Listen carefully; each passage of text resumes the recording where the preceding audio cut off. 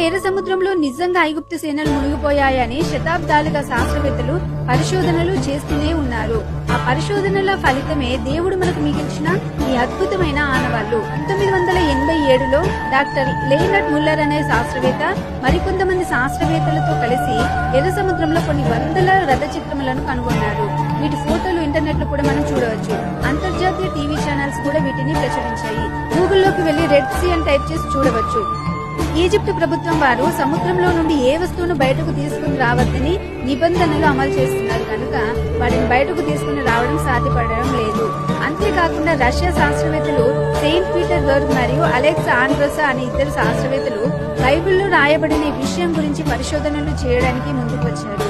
బైబిల్లో వ్రాయబడినట్లుగానే బలమైన గాలి చేత ఆ సముద్రం రెండుగా చీలిందని ఆ శాస్త్రవేత్తలు ఇద్దరు స్పష్టంగా చేశారు. అటుపక్కన నీళ్లు ఇటుపక్కన నీళ్లు నిలవబడడానికి స్థానానికి అటు ఇటు మధ్య దూరం సుమారు 2 కిలోమీటర్లు ఉంటుందని, వరుసకు 1800 మంది ప్రయాణం చేసి ఉంటారని శాస్త్రవేత్తలు అంచనా వేశారు.